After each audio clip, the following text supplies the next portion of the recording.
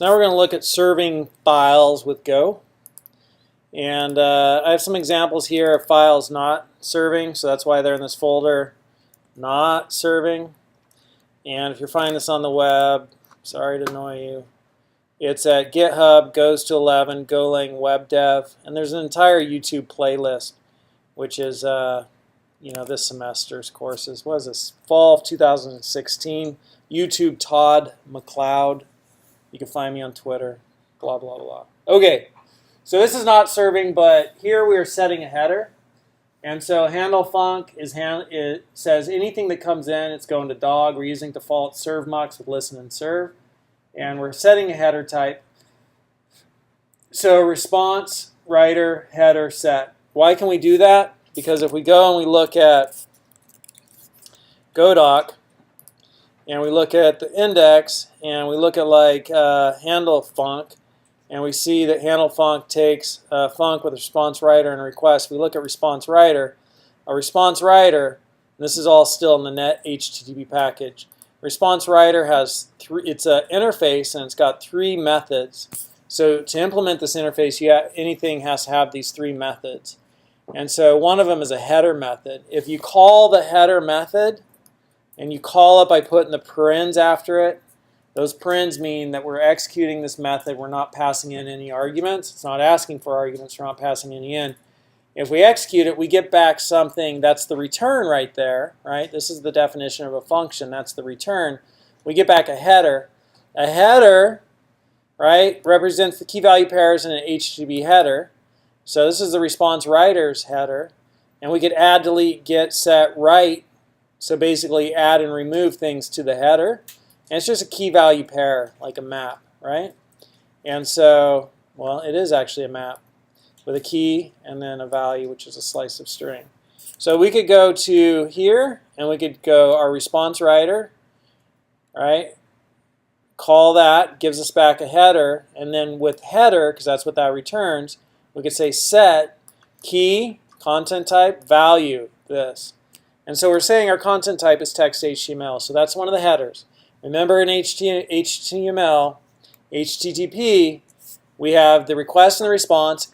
Both of those defined by RFCs, request for comments like 7230 or 31. Which is it?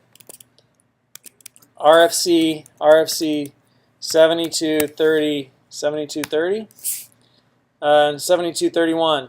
Hypertext Transfer Protocol, IEF, semantics. I don't know. It's one of these, 7230 or 7231. And here we have request line and status line, and here we have different stuff. So it's 7230, like the methods, right? So post, get. So 7230, request line and status line. And so the structure of HTTP request,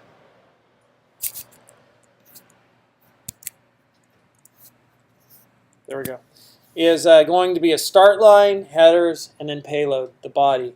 And then the response will be a start line, headers, payload, body, right? And so the request start line is known as the request line, and then the response start line is known as the status line. But it's always that structure. That's just the structure. It's text that's being sent back and forth, and it has to be in this structure.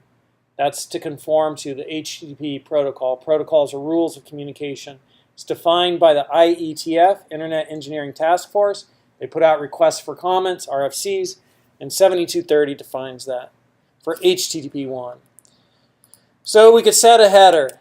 So we set a header and we say it's text HTML. If this was text plain, then this would not print out as HTML. It would print out just text.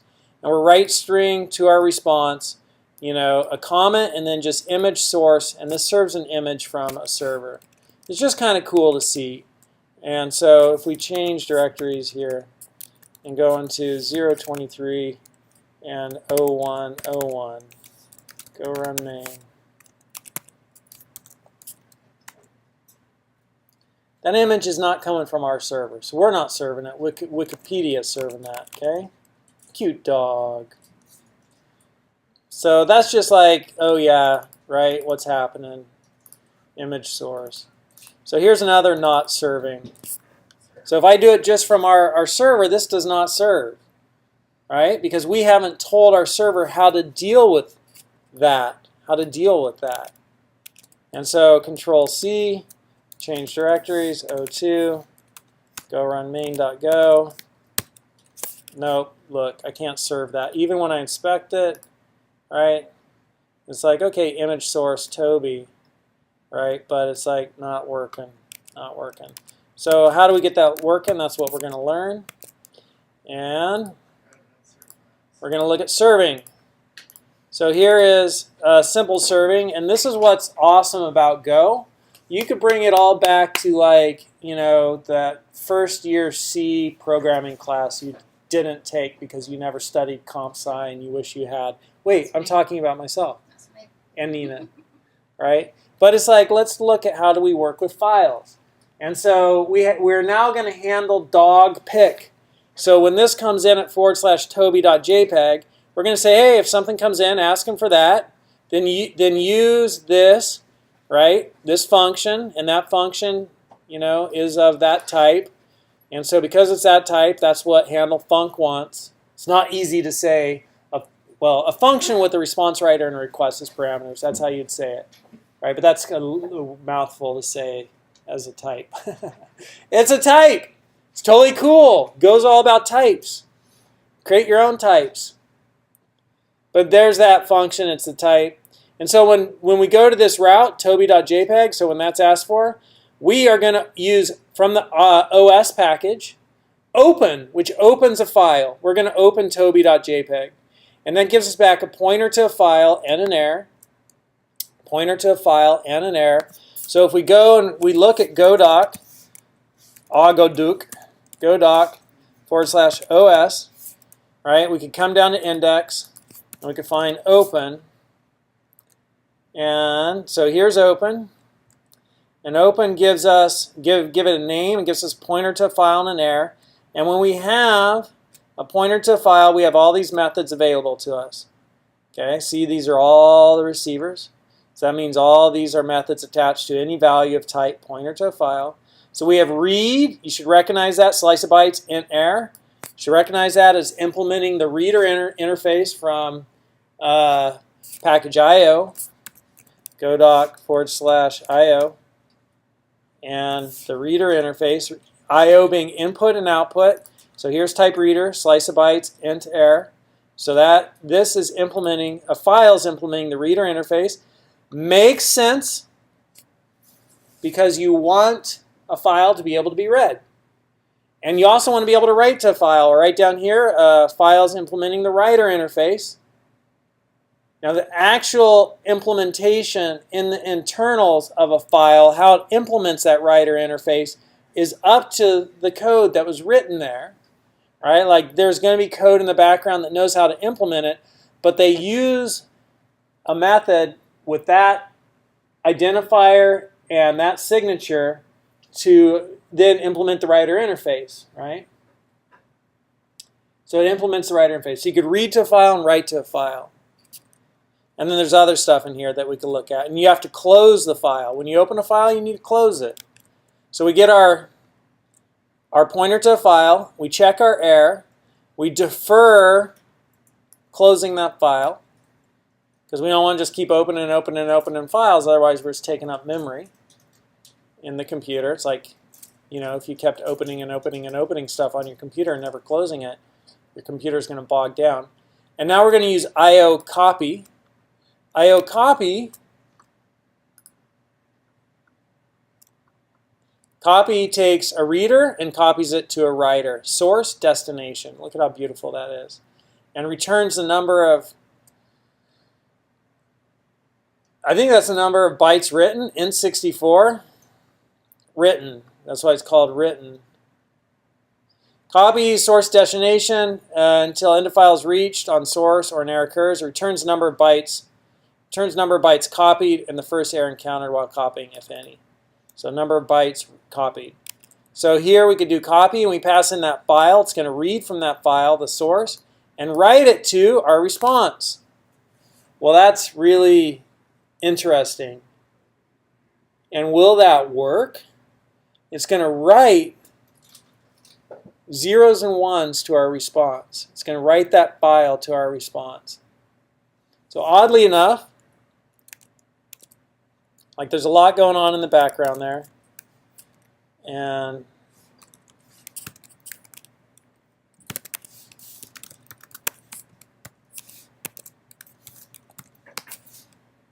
copy the file to my response. My response knew what to do with it. Response writer.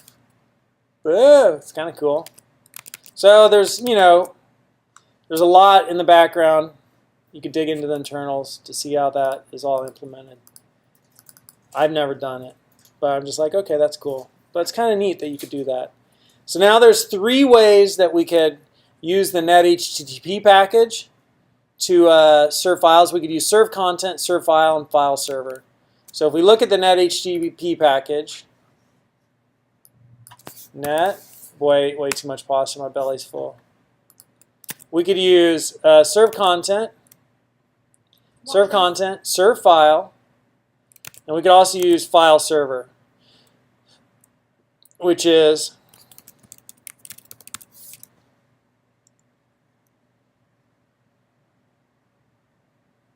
right here. Okay? So if we look at serve content and serve file, serve content's got like a really big signature. It takes a response writer, a request, okay, the name of the file, the mod time of the file, and then the content, which needs to be IO read seeker. Or serve file just takes a response writer, the request, and the name. Well, that looks a lot easier. Serve content allows us to be more customizable. It's a little bit lower level.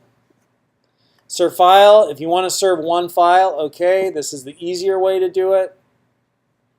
And then we have file server, which is going to serve an entire region.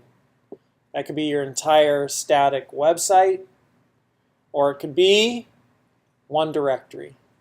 Like everything in this directory is served. It's accessible. Okay?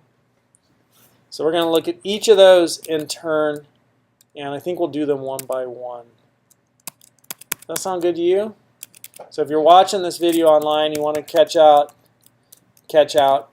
rest of them, YouTube Todd McLeod, and then come here, and then go to playlists, and then go to GOLANG Web Programming Fall 2016.